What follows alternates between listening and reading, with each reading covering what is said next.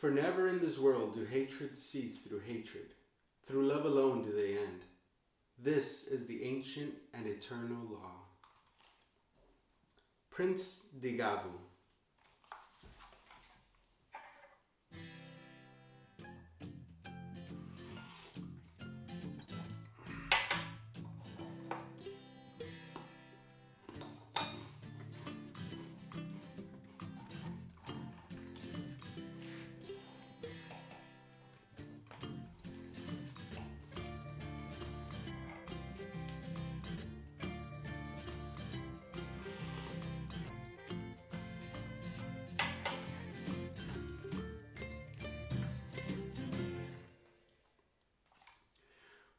Once, some monks who could not stop quarreling came to the Buddha to ask his advice.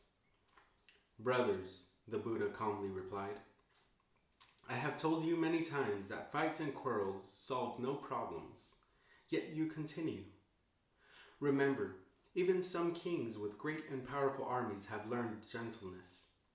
So much the more that you, living the holy life without possessions, should be like light in the world, known far and wide for kindness.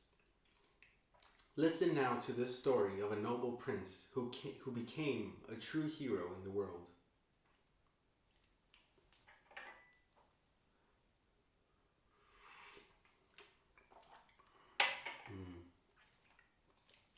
Once upon a time, two kingdoms lay side by side. One kingdom belonged to the king of Kasi, a powerful ruler who possessed a great army and treasuries bursting with gold. But in the nearby kingdom of Kosala lived a much poorer king. He led a meager army, possessed little gold, and held sway over a modest territory. And just as you might guess, the powerful king of Kasi eyed the small kingdom of Kosala and decided he should conquer it. When the king of Kosala heard that a large garrison was headed his way, he knew he didn't stand a chance. To avoid any bloodshed, he counseled with his ministers and decided to immediately surrender his army. As the attacking warriors approached, the king of Kosala slipped away to the city's edge, he and the queen disguised as humble potters.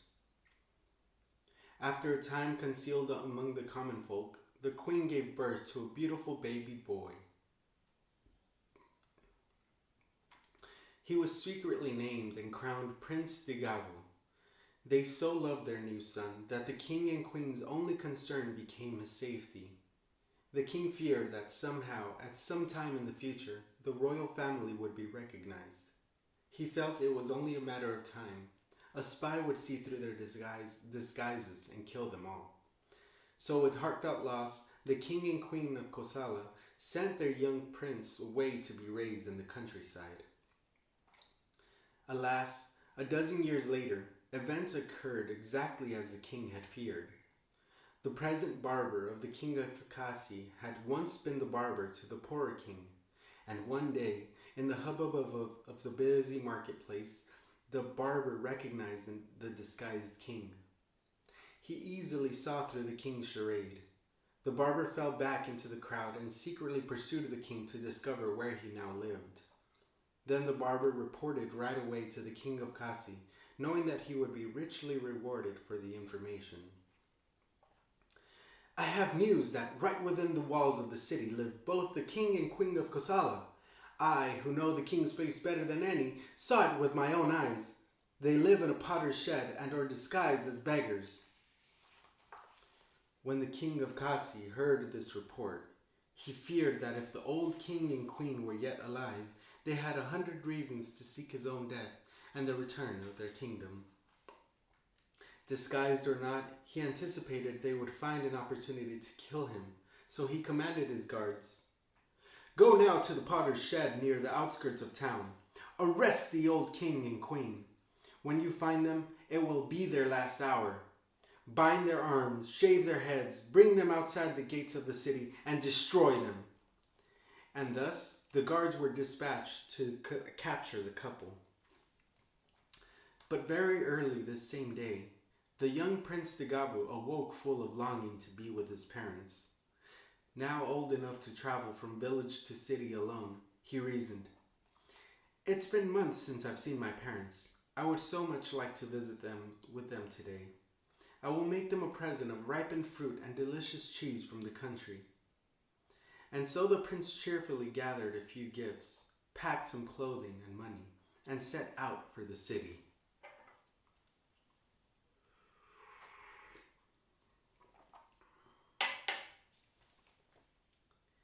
By this time, however, the guards had found the royal couple, just exactly where the barber had betrayed them to be. They bound their arms tightly with thick rope and dragged them roughly through the streets. But the king and queen walked with dignity, even as they reached the city gates where they knew they would soon die. And so it came to pass that just as Prince Dighavu was entering the city, he witnessed his parents being led to their deaths. In desperation, he made his way to the front of the surrounding crowd. Just at that moment, he spied his parents. They too saw him amidst the mob. When the prince neared within earshot, his father shouted, "Dear Dighavu, do not look short, do not look long, do not look short, for hatred is not stopped by hatred. No, dear one, hatred ends only by love." The soldiers thought the old king had lost his mind. "Who is this Dighavu? What gibberish you speak?" But the king cautioned Dighavu twice more in the same way, finishing, "He that is intelligent will understand my meaning." These were the king's last words. As swords fell upon his parents' heads, the anguished prince said a silent farewell so as not to reveal his own identity. Prince Dighavu went to the nearby forest and fell to the ground. In agony, he wept and wept until he could weep no more. Under the empty night sky, he considered the terrible murder of his parents and devised a plan to recover his family's honor. First, he returned to the city and purchased some liquor for the soldiers standing guard over his parents. When the guards succumbed to the alcohol and fell asleep, the prince performed a funeral by the city gates. But at the same exact moment, from atop the splendid palace tower, the king of Kasi happened to see the prince paying his respects to the murdered king and queen. "Alas," said the king in great alarm, "what misfortune will happen now? I will still have no safety or peace of mind while someone who cares for them wishes to revenge their deaths." And so it came to pass that the very next day, Prince Dighavu embarked on such a plan. He went to the king's elephant stable and asked that the elephant trainer teach him his art. The trainer agreed to take on the eager apprentice. As part of the prince's secret plan, he rose each day at dawn to play the lute and sing to the entire palace compound. His lovely songs were haunting and captivating. Just as the prince had hoped, the king of Kasi, standing on his palace balcony, heard the enchanting voice and asked his attendants from whence it came. "Your Majesty," they replied, "it is the elephant trainer's new apprentice." "Bring him to me," commanded the king. "I must meet the one who possesses such a gift."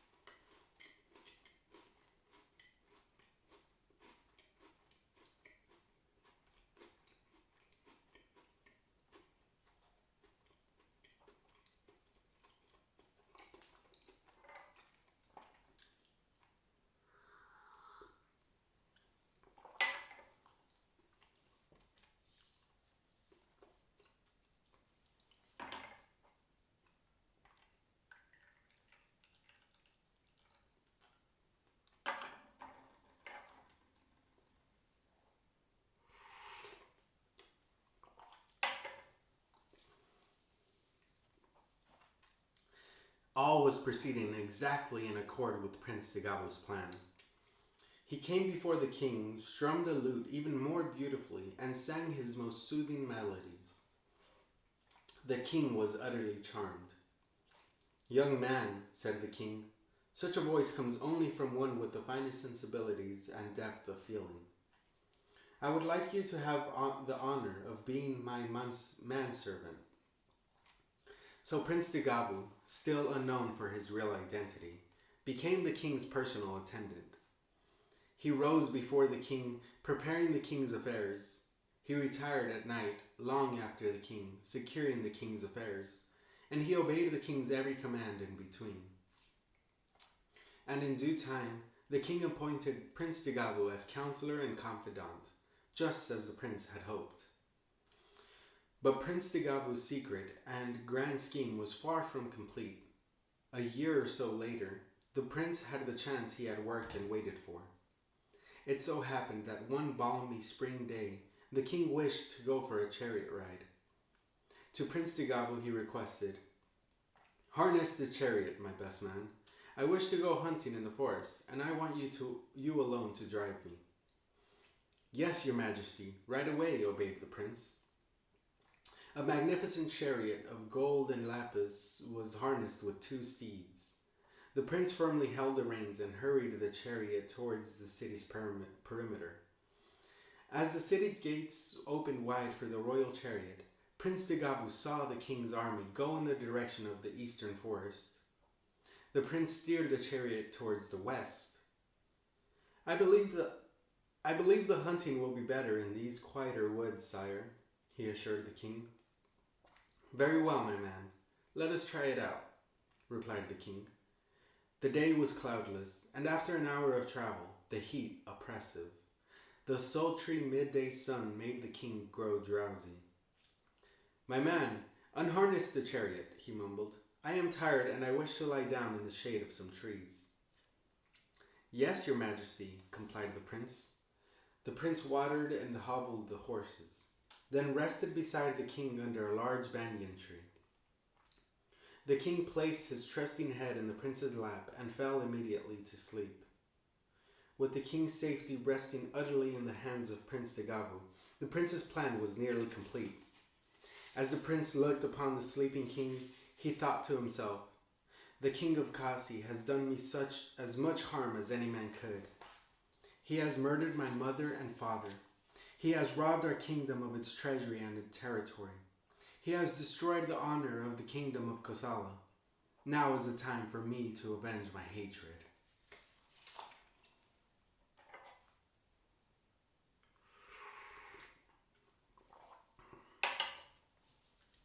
Ever so quietly, the prince unsheathed his sword. But as he raised his sword over the king, ready to inflict his punishment, his father's last words seemed to shout within him, "Dighavu, hatred is not stopped by more hatred. No, dear one, hatred ends only by love." Prince Dighavu could not disobey his father's dying words. He could not kill this unsuspecting king. The prince slowly sheathed his sword. But then the same thought of revenge, the thought that had been his mission since the day of his parents' death, rose in him more strongly. He had waited years for this moment. Again he unsheathed his sword. But alas, he stopped himself once more. He could not act against his father's last wish. He could not end his hatred with another murder. Suddenly, the king awoke and sat bolt upright, pale and terrified. The prince's internal struggle abruptly ended. "Your Majesty," said the prince, "whatever has occurred? Why did you wake so alarmed?" The king gasped. Right now, in my dream, the son of the king of Kosala, the heir and prince, wanted to kill me by sword. He was going to sever my head. I thought I was about to die.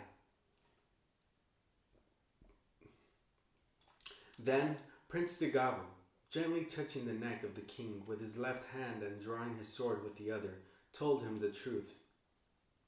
"I, your majesty, am that prince. I am Prince Dighavu, son of the king of Kosala.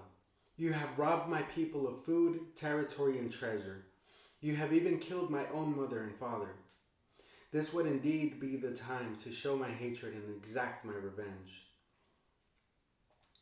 At that admission, the king fell upon his knees at the feet of the prince and begged for forgiveness. "Grant me my life, dear Dighavu. Grant me my life," wept the king. In his heart, Prince Dighavu now realized what his father had meant for him to learn. He told the king his father's forgiving words, his last words, and how they stopped the prince from ending the king's life. The prince proclaimed that he would no longer carry this terrible hatred. Although I have the power to grant you your life at this moment, said the prince to the king, you also have the power to grant me my life, for you can assure me my safety in your kingdom. This is true, agreed the king. Grant me my life now, and I will forever grant you yours. We will no longer be enemies, but vow to live in peace. At that, the prince and the king swore an oath never to harm one another, and to protect each other's well-being. Peaceful now, with a warm feeling of forgiveness, the two men harnessed the horses, remounted the chariot, and leisurely made their way back to the palace. When the king returned to his court, he gathered all his ministers and counselors together. Tell me, sirs, asked the king, if it happened that you laid eyes upon Prince Dighavu, son of King of Kosala, what would you do? A minister immediately spoke up. Your Majesty, we would kill him on the spot. Yes, shouted another. We would chop off his head and cut him to pieces. Many voices rose in cacophony of agreement. But the king said, Hush!